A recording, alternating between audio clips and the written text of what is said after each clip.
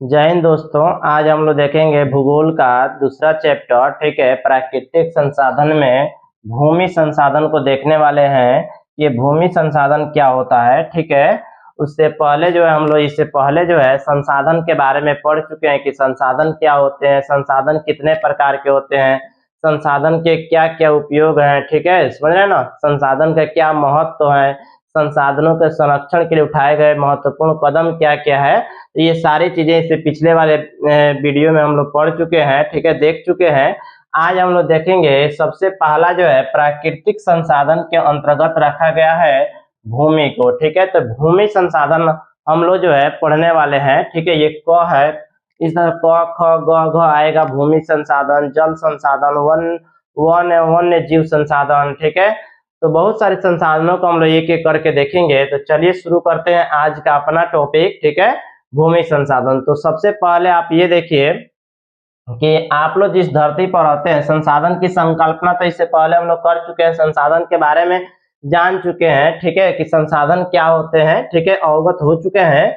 अब याद रखिएगा, किसी भी देश का जो आर्थिक अगर देखा जाए, ठीक है, आर्थिक मेरुदंड जो होता है संसाधन ही होता है। और मेरुदंड कहने का मतलब जो स्पाइनल कोड, जो रीढ़ की हड्डी होती है, ये आपका संसाधन होता है। ठीक है, तो इसमें कोई खास बात नहीं है। ठीक है, यहाँ देखिए आप लोग को, ठीक है, कह रहा है भूमि संसाधन के बारे में कि हम जिस भूमि पर निवास करते हैं, ठीक है, तो कह रहा है आर्थिक क्रियाकलाप भी जो है कहाँ होती है, तो आप ध्यान में रखिएगा भूमि पर ही होती है। ठीक है, इसका भूमि का जो है कई रूपों में इसका उपयोग करते हैं, तो ये काफी इंपोर्टेंट हो जाता है ये संसाधन, भूमि संसाधन।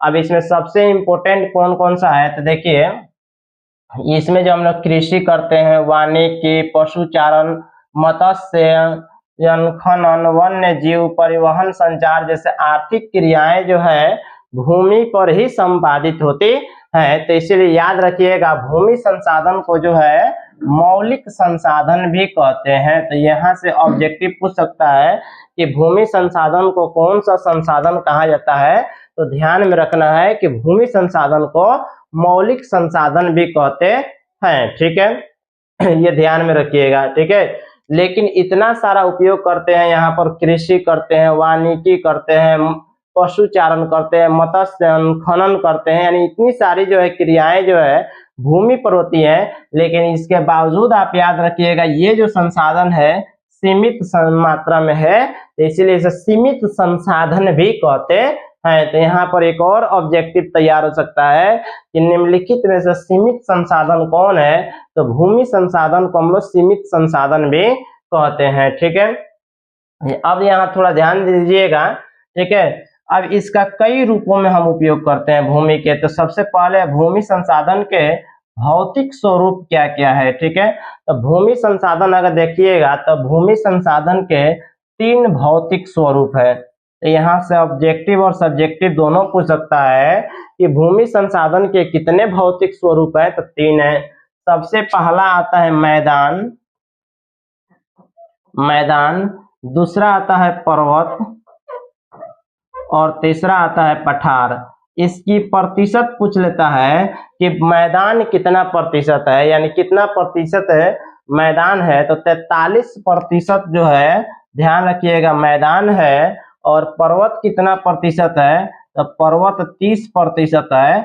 और पठार कितना प्रतिशत है, तो 27% पठार है। ठीक है, ये ध्यान में रखना है। ठीक है, तो वही लिखा है कि भूमि संसाधन के कई भौतिक स्वरूप होते हैं, जैसे पर्वत, पठार, मैदान, निम्न भूमि और घाटियां। ये विविध स्वरूप जलवायु से प्रभावित होते हैं। भारत भूमि संसाधन में संपन्न है। तो ये जितना भी चीजें आपको बताएं यहाँ लिखा हुआ है, आप एक बार यहाँ से देख सकते हैं। ठीक है, कि मैदान 43% होता है, पर्वत 30% होता है, और पठार 27% होता है। अगर आप पढ़ना चाहते हैं तो इसको भी आप पढ़ सकते हैं, लेकिन यहाँ पर लिख दिया गया है। देखिए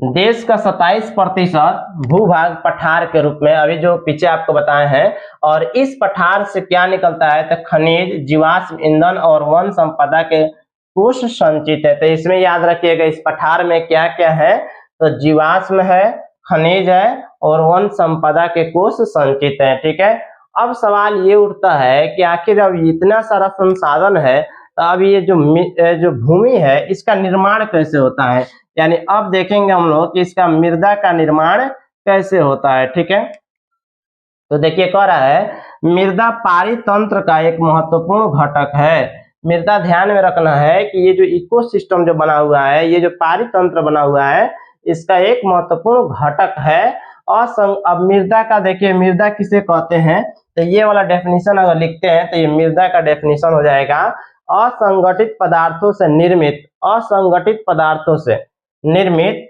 पृथ्वी की सबसे ऊपरी पतली परत को मृदा कहते हैं या मृदा कहलाती है। तो असंगठित पदार्थों से निर्मित पृथ्वी की सबसे ऊपरी पतली परत को मृदा कहते हैं। ठीक है, याद रखिएगा ये जो है मृदा एक नवीकरणीय संसाधन है। ठीक है, ये एक नवीकरणीय संसाधन है और प्राकृतिक संसाधन तो है ही। ठीक है, तो मृदा प्राकृतिक संसाधन भी है और नवीकरणीय संसाधन है, और नवीकरणीय संसाधन हम बता चुके हैं कि नवीकरणीय संसाधन क्या होते हैं। ठीक है,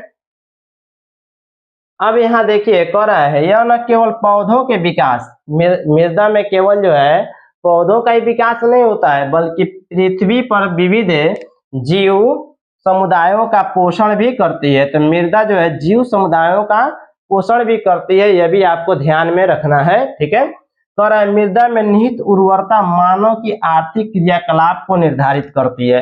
ठीक है, जितना ज्यादा भूमि उपजाऊ होगा जिस देश की, वो उतना ही ज्यादा उसका मानव का क्रियाकलाप, आर्थिक क्रियाकलाप निर्धारित होगा, वह देश उतना ही ज्यादा विकसित होगा। ठीक है, क्योंकि उर्वरता होगा तो वह उपजाऊ होगा, और उपजाऊ होगा तो वह ज्यादा मात्रा में वहां से जो है अनाजे निकलेंगी। ठीक है, देश की नियति का भी निर्धारण करती है।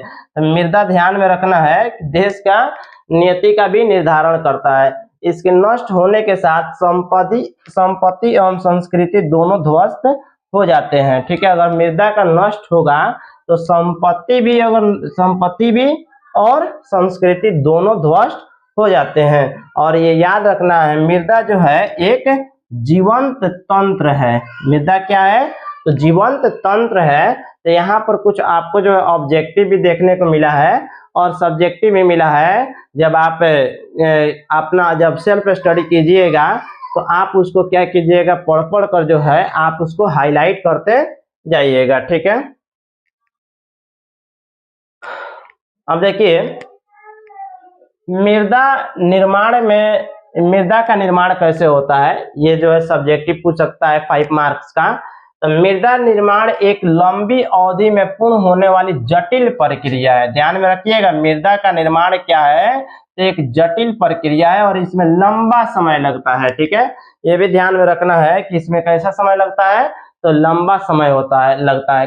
कुछ सेंटीमीटर गहरी मृदा के निर्माण में लाखों वर्ष लग जाते हैं। ठीक है, तो यह भी ध्यान में रखना, एक कुछ सेंटीमीटर जो है मृदा के निर्माण में लाखों वर्ष का समय लग जाता है। ठीक है, अभी कैसे निर्माण होता है वो देखिए। चट्टानों के टूटने फूटने तथा भौतिक, रासायनिक और जैविक परिवर्तनों से मृदा का निर्माण होता है। ठीक है, और इसे जो ज्योग्राफर हैं, जो भूगोलविद हैं, इसे अत्यंत धीमी प्रक्रिया मानते हैं। तो ये ऑब्जेक्टिव बन सकता है कि मृदा निम्नलिखित में से कौन अत्यंत धीमी प्रक्रिया है, तो मृदा का निर्माण जो है अत्यंत धीमी प्रक्रिया है। ठीक है, ये आपको ध्यान में रखना है। ठीक है, और इसको अब यहाँ से ध्यान में रखिएगा कि ये एक मृदा का निर्माण जो होता है एक जटिल प्रक्रिया है। ठीक है, और कुछ सेंटीमीटर मृदा के निर्माण में क्या होता है, लाखों वर्षों का समय लग जाता है। ठीक है, अब मृदा निर्माण के कारक कौन कौन से हैं, तो मृदा निर्माण के कुछ कारक यहाँ पर दिया हुआ है जो आपके मृदा के निर्माण में सहायक हैं। ठीक है, सबसे पहला है उच्चावच, या जिसको धराकृति बोल सकता है। दूसरा है मूल शैल या चट्टान है, मृदा के निर्माण में चट्टानों का भी रोल होता है। तीसरा है जलवायु, और चौथा वनस्पति। ठीक है, और पांचवा जैव पदार्थ, छठा खनिज कण, और सातवां समय। ये कुछ कारक है मृदा के निर्माण में जो यहाँ पर दिया हुआ है, आप इसको जो है याद कर लीजिएगा। और ये पूरा अगर लिखते हैं तो ये आपका 5 मार्क्स का क्वेश्चन बनेगा यहाँ से, ठीक है, जो आपका जो है देखने को मिलेगा एग्जाम में, ठीक है, कि मृदा का निर्माण कैसे होता है, मृदा निर्माण के कारक कौन कौन से हैं, तो यहाँ से आपको एग्जाम में देखने को मिलेगा, ठीक है। इसके अलावा अगर देखा जाए मृदा के निर्माण में तो कुछ और भी तत्व हैं जो मृदा के निर्माण में सहायक होते हैं, जो यहाँ पर लिखा हुआ है, ठीक है। कह रहा है कि तापमान परिवर्तन भी है, प्रवाहित जल की क्रिया, हिमनद और अपघटन की अन्य क्रियाएं भी ऐसे तत्व हैं जो मृदा निर्माण में सहयोग करती हैं, ठीक है। यानी इसके अलावा भी, ठीक है, यानी ये जितनी क्रियाएं हैं इसके अलावा भी कुछ और भी तत्व हैं जो मृदा के निर्माण में सहायक है, ठीक है। पर मृदा निर्माण में जैविक एवं रासायनिक परिवर्तन भी अहम भूमिका निभाती है। निष्कर्षतः यह कहा जा सकता है कि मृदा निर्माण में जैव और अजैव, ध्यान में रखिएगा, जैव और अजैव दोनों प्रकार की पदार्थ भाग लेते हैं। तो ये ध्यान में रखना है कि जब भी मृदा का निर्माण होता है तो उसमें जैव और अजैव, आपको बायोटिक और नॉन बायोटिक क्या होता है इससे पिछले वाले वीडियो में हम बता चुके हैं, ठीक है। तो ये दोनों जो है भाग लेते हैं, जैव और अजैव, ठीक है। मृदा निर्माण की प्रक्रिया के निर्धारक तत्व उनके रंग, गठन, गहराई, आयु व रासायनिक और भौतिक गुणों के आधार पर भारत की मृदा को कुछ भागों में बांटा गया है, ठीक है। तो ध्यान में रखिएगा, भारत के जो मृदा है उसको 6 भागों में बांटा गया है, ठीक है। भारत में 6 प्रकार की मृदा पाई जाती है, ठीक है। सबसे पहला कौन सा है, तो पहला है जलोढ़ मृदा, ठीक है। देखिए पहला कौन सी मृदा है, जलोढ़ मृदा।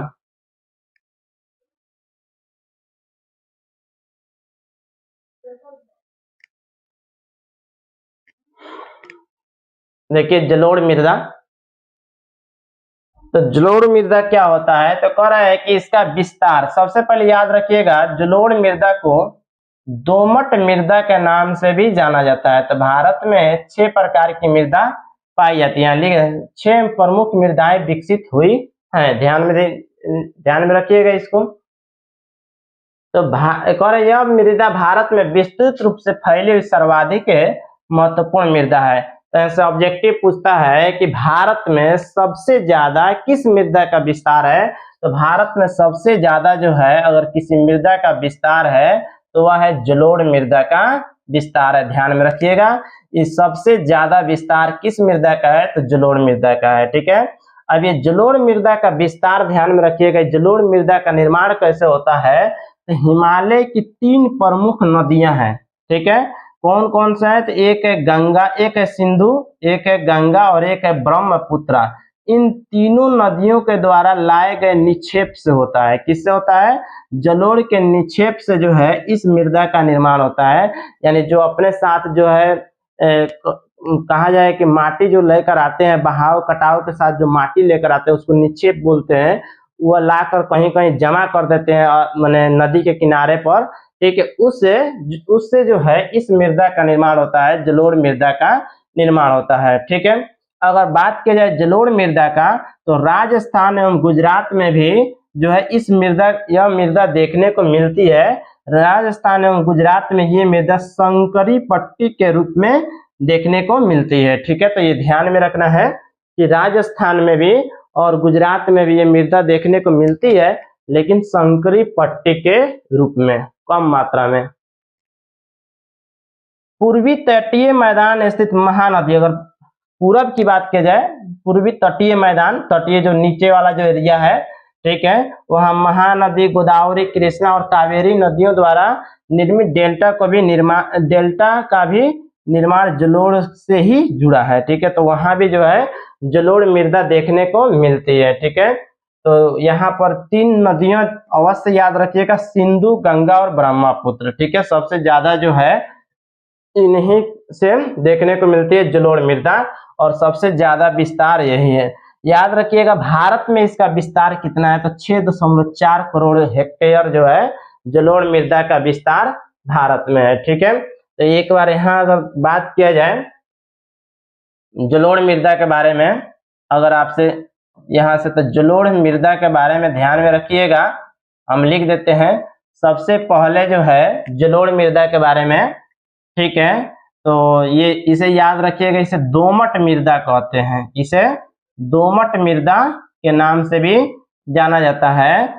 सबसे भारत में इसका विस्तार सबसे अधिक है, भारत में सबसे ज्यादा जो है मिट्टी के अगर प्रकार की बात की जाए तो सबसे अधिक विस्तार है इसका, सबसे अधिक विस्तार अगर किसी का है तो इसी का है, ठीक है। ये 3 नदियों के द्वारा लाए गए निक्षेप से बनता है। वह तीनों नदियों का नाम आपको ध्यान में रखना है, एक का नाम है सिंधु, एक का गंगा और एक का ब्रह्मपुत्रा, ब्रह्मपुत्रा। तो 3 नदियों के निक्षेप से ये बनता है, ठीक है। याद रखिएगा ये जो है, ठीक है, कितना है भारत में इसका विस्तार कितना है तो 6.4 करोड़ हेक्टेयर, 6.4 करोड़ हेक्टेयर भूमि पर इसका विस्तार है, ठीक है।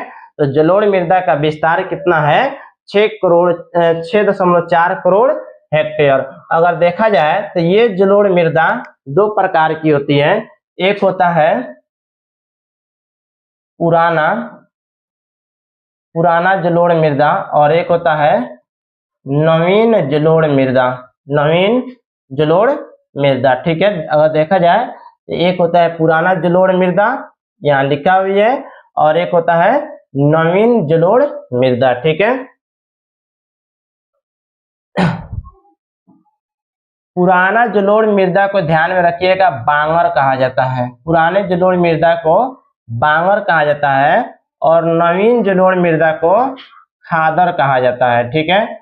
ये जो है नवीन जलोढ़ मृदा जो होती है ये काफी उपजाऊ होती है, यह भी ध्यान में रखना है कि कौन सबसे ज्यादा उपजाऊ होती है। तो ये जो नवीन जलोढ़ मृदा होती है ये काफी उपजाऊ होती है और इसमें क्या पाई जाती है तो इसमें मृत्तिका पाई जाती है, यानी जीवों के अवशेष पाई जाती हैं, ठीक है। तो देखिए यही सब इसमें जो भी है चीजें मैं यहाँ पर लिख दिया हूँ। आगे देखिए जलोढ़ मृदा के बारे में, कह कि जलोढ़ मृदा का गठन कैसे हुआ है। तो जलोढ़ मृदा का गठन बालू, सिल्ट एवं मृत्तिका के विभिन्न अनुपात से होता है। तो जलोढ़ मृदा में क्या क्या देखने को मिलता है तो बालू, सिल्ट एवं मृत्तिका देखने को मिलती है, ठीक है। इसका रंग कैसा होता है तो धुंधला और लालिमा इसका कलर होता है। तो ये भी ध्यान में रखना है कि धुंधला रंग और पूछ दिया तो किस मृदा का धुंधला रंग होता है तो जलोढ़ मृदा का रंग जो होता है धुंधला होता है, ठीक है, या लालिमा रंग का होता है, ठीक है। तो इस मृदा के कण नदी मुहाने से घाटी में ऊपर और क्रमशः बड़े होते हैं। तो इस मृदा का कण जो है नदी मुहाने से घाटी जो होता है वहां पर क्या होता है इसके कण बड़े हो जाते हैं।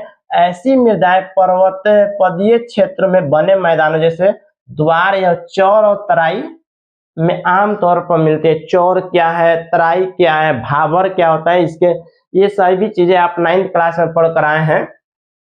इनके कणों पर घटकों के अलावा मृदा की पहचान इनके आयु से भी होता है।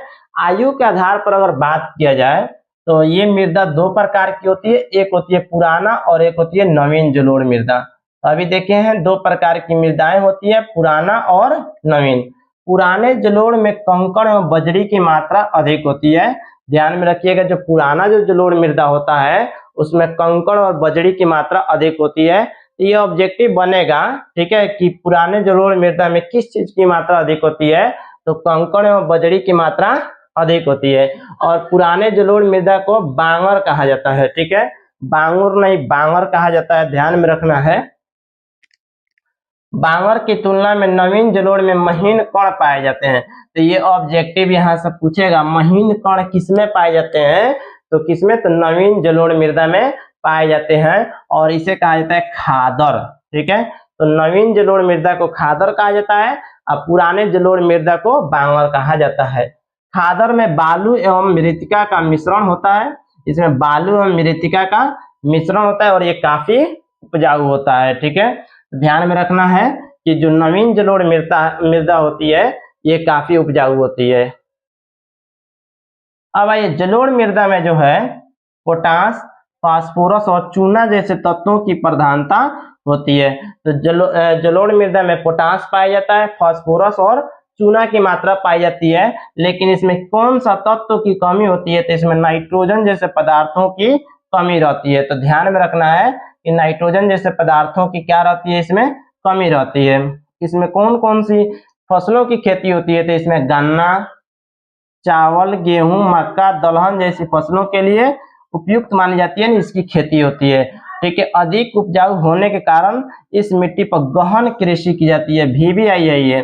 ठीक है, तो ये क्वेश्चन पूछेगा कि गहन कृषि कहाँ की जाती है? तो याद रखना है कि गहन कृषि जो है आपका जलोढ़ मृदा में ही की जाती है। ठीक है, गहन कृषि जलोढ़ मृदा में की जाती है। और सबसे ज्यादा जनसंख्या का घनत्व तो कहाँ पाया जाता है? तो जलोढ़ मृदा के नजदीक ही पाया जाता है। ठीक है, तो जलोढ़ मृदा जहाँ ज्यादा मात्रा में होती है वहीं पर जनसंख्या का घनत्व तो भी पाया जाता है। अब आइए अपने बिहार के बारे में क्या लिखा हुआ है। ठीक है, तो उत्तर बिहार में, नॉर्थ बिहार में बालू प्रधान जलोढ़ को दियारा भूमि बोलते हैं।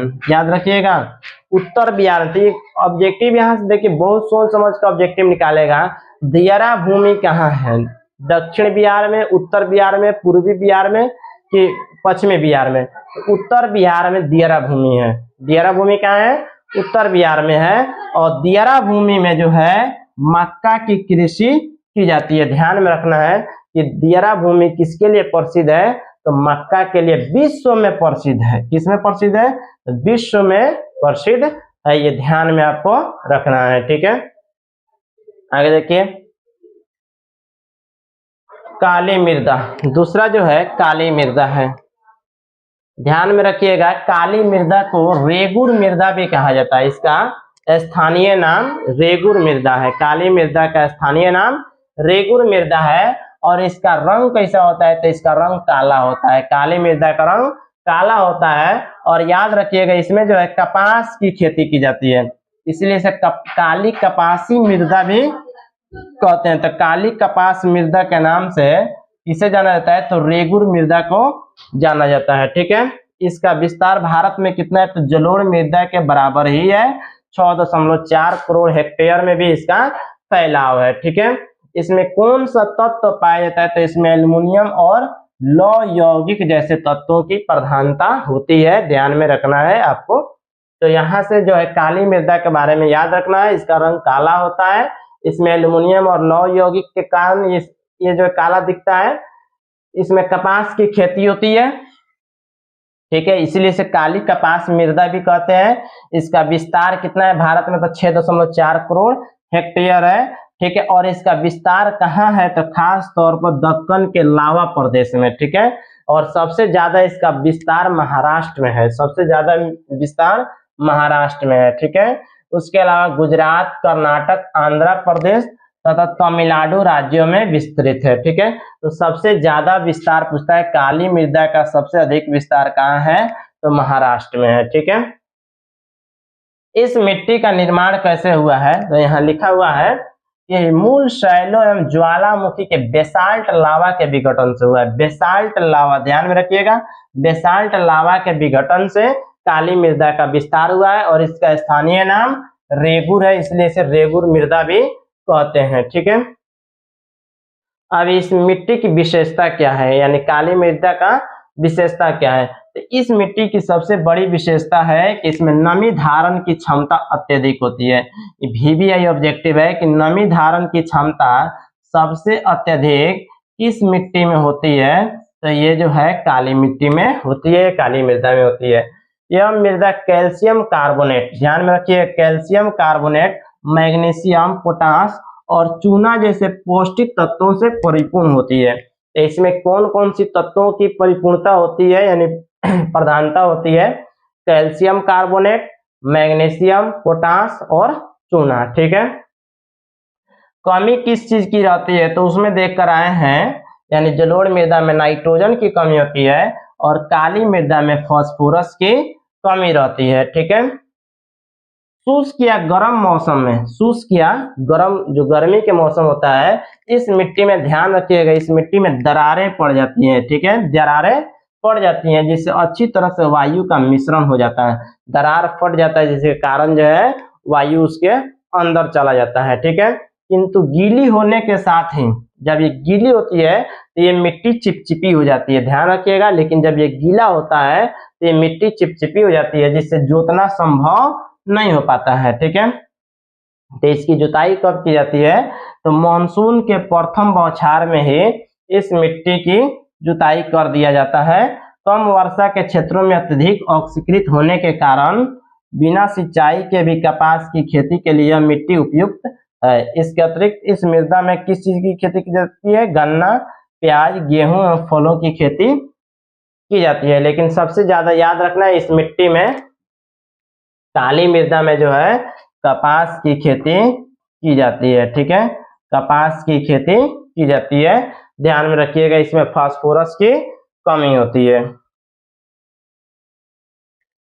तीसरा है लाल एवं पीली मृदा। लाल एवं पीली मृदा। अब ये तीसरा मृदा का नाम क्या है? लाल एवं पीली मृदा। और इस प्रकार की मृदा का विस्तार कहाँ हुआ? तो प्रायद्वीपीय पठार में, यानी पेनिनसुलर प्लेट के पूर्वी एवं दक्षिणी हिस्से में रवेदार आग्नेय चट्टानों के द्वारा हुआ है। ठीक है, यहाँ ध्यान में दीजिए, यहाँ ध्यान में रखिएगा, ज्वालामुखी यानी जो आपका जो है काली मृदा का जो विस्तार हुआ है, ज्वालामुखी के बेसाल्ट लावा के विघटन से हुआ है, बेसाल्ट लावा के विघटन से हुआ है। और इसका जो निर्माण हुआ है आग्नेय चट्टानों के द्वारा हुआ है, रवेदार आग्नेय चट्टानों के द्वारा। और कहाँ हुआ है? तो जहां पर 100 सेंटीमीटर से कम वर्षा वाले क्षेत्र है, वहां पर इसका विस्तार हुआ है। अब इस मृदा में आपको ध्यान में रखिएगा, इस मृदा में लौहांश की मात्रा के कारण इसका रंग लाल होता है। ठीक है, तो इस मृदा में सबसे अधिक क्या पाया जाता है? लौहांश की मात्रा पाया जाता है। ठीक है, तो लौहांश की मात्रा सबसे अधिक किसमें पाया जाता है? तो ध्यान में रखिएगा, लाल एवं पीली पीली मृदा मिट्टी, लाल एवं पीली मिट्टी में पाया जाता है। ठीक है, जलायोजन के पश्चात यह मृदा पीले रंग का हो जाती है। ठीक है, जब हम जल डाल देते हैं तो ये मृदा पीले रंग का होता है, तो इसीलिए इसका नाम ही रख दिया गया लाल एवं पीली मृदा। लाल किसके कारण होगा? तो लौहांश के कारण। पीली किसके कारण हो जाएगा? तो H2O यानी जल के कारण जो है ये आपका जो है पीली हो जाएगा। ठीक है, कह रहा है मूल रूप से यह ग्रेनाइट, नीस जैसे रवेदार आग्नेय चट्टानों का विघटन एवं रूपांतरित होने से बना है। इसका विस्तार भारत में कुल कृषि भूमि के 7.2 करोड़ हेक्टेयर है, यानी उससे कहीं ना कहीं ये जो है ज्यादा है, ध्यान में रखिएगा। लाल या पीली मृदा का विस्तार कहाँ है सबसे अधिक? तो तमिलनाडु, कर्नाटक, गोवा एवं दक्षिण पूर्वी महाराष्ट्र, आंध्र प्रदेश, उड़ीसा, छोटा नागपुर का पठार एवं मेघालय पठार के क्षेत्रों में है। जैव पदार्थों की कमी के कारण यह मृदा जलोढ़ एवं काली मृदा की अपेक्षा कम उपजाऊ होती है, तो उन दोनों से ये जो है कम उपजाऊ होती है, ध्यान में रखिएगा। उर्वरकों का उपयोग कर इसकी उत्पादकता को बढ़ाई जा सकती है। इस मृदा में सिंचाई की व्यवस्था करके चावल, ज्वार, बाजरा, मक्का, मूंगफली, तंबाकू, अन्य फसलें उगाई जा सकती हैं। किस चीज की व्यवस्था करके? तो उर्वरक की व्यवस्था करके। ठीक है, चौथा है लेटराइट मृदा। चौथा है लेटराइट मृदा, मिटक गया है, यहाँ लिख देते हैं लेटराइट मृदा। ठीक है, तो देखिए लेटराइट मृदा कौन कर? लेटराइट शब्द की उत्पत्ति ग्रीक भाषा के लेटर शब्द से हुआ है, वेरी वेरी इंपॉर्टेंट है। लेटराइट शब्द की उत्पत्ति किस भाषा के? तो ग्रीक भाषा के लेटर शब्द से हुआ है, जिसका अर्थ होता है ईंट। जिसका अर्थ क्या होता है?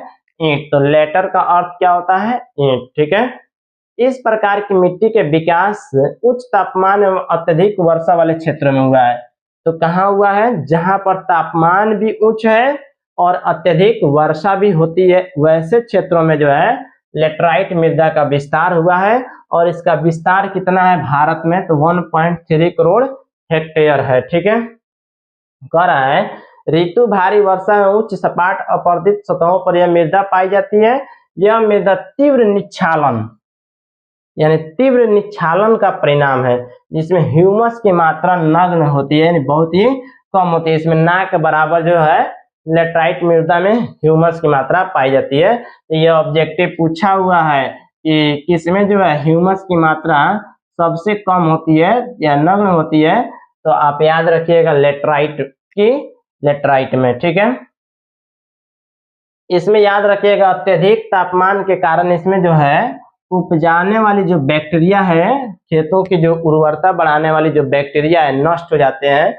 अपक्षय के कारण लेटराइट मिट्टी कठोर हो जाती है। तो एल्युमिनियम और लौह ऑक्साइड के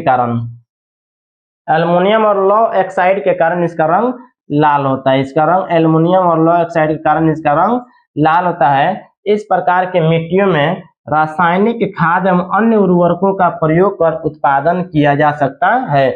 अब कहाँ है तो कर्नाटक, केरल, तमिलनाडु, मध्य प्रदेश, उड़ीसा तथा असम की पहाड़ियों में लेटराइट मृदा का विस्तार मिलता है। ये लाइन ध्यान में रखिएगा। कर्नाटक, केरल और तमिलनाडु जैसे राज्यों में मृदा संरक्षण तकनीक के सहारे चाय एवं कहवा का उत्पादन किया जाता है, ठीक है।